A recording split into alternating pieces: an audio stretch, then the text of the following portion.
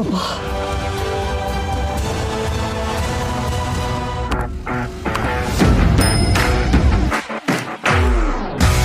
Kinausap ng isang tauhan ng mga gerero sina Marcin at Nita. Ipinabatid sa kanila na bibigyan sila ng 3,000 piso kada botante kapalit ng kanilang suporta. Ipinaalala nito na napakahalaga ng bawat boto sa nalalapit na halalan. Samantala, nag-aalala si Santino matapos mapansing nawawala si Erica. Agad siyang nagtungo sa mga kapitbahay para magtanong. Tinuro siya sa tindahang malapit sa court. Doon, nakita ng isa sa mga tauhan ng gerero si Erica at agad siyang sinundan at sinilong palihim. Habang papalapit sina Tanggol at Ramon sa bahay ni Pilar, agad binigyang babala ni Olivia ang kanyang ina. Pinakiusapan niya ito na umalis agad upang makaiwas sa gulo. Ngunit hindi ito pinakinggan ni Pilar. Matigas ang paninindigan ni Pilar.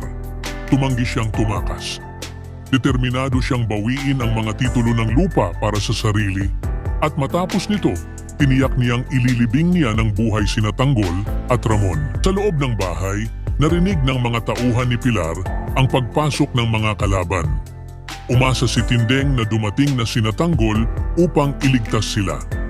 Mabilis namang nag-utos si Pilar. Pigilan ang mga papasok at patayin kung kinakailangan. Sa kabilang banda, tuloy ang sagupaan sa pagitan ni Tanggol at ng mga tauhan ni Pilar. Lumaban si Tanggol kahit siya'y nalalabanan ng mas marami. Dumating si Ramon upang tumulong kay Tanggol. Ngunit sinalubong siya ng isa sa mga tauhan ni Pilar at agad siyang hinampas ng baril. Napaluhod si Ramon sa sakit at napasigaw.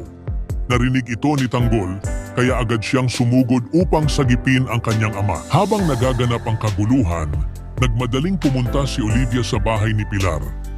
Balisa siya sa maaaring mangyari sa inang nagpalaki sa kanya. Ngunit sa panig ni Tanggol at Ramon, tuluyan silang natalo sa dami ng kalaban. Walang nagawa ang mag-ama nang pagtulungan sila ng mga tauhan ni Pilar. Sunod-sunod ang pambubugbog sa kanila habang sila'y walang kalaban-laban, umaasang may darating na tulong. Sa kabanatang ito, tumindi ang tensyon sa pagitan ng kampo ni Tanggol at ng mga gerero.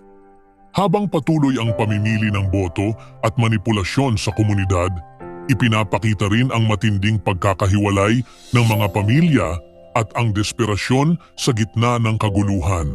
Sa isang banda, sina Santino at Erica ay nasasangkot sa panganib na hindi nila inaasahan, habang sa kabilang banda, sina Pilar at Olivia ay nagkakabanggaan ng prinsipyo.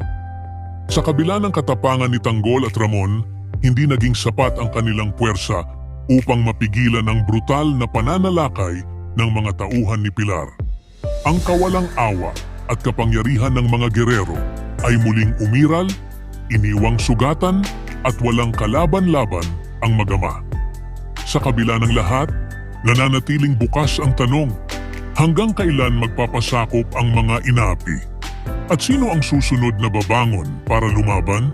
Ibahagi ang inyong saloobin sa comment section. Huwag kalimutang mag-subscribe at i-click ang notification bell para hindi ninyo ma-miss ang susunod na kabanata ng Batang Quiapo.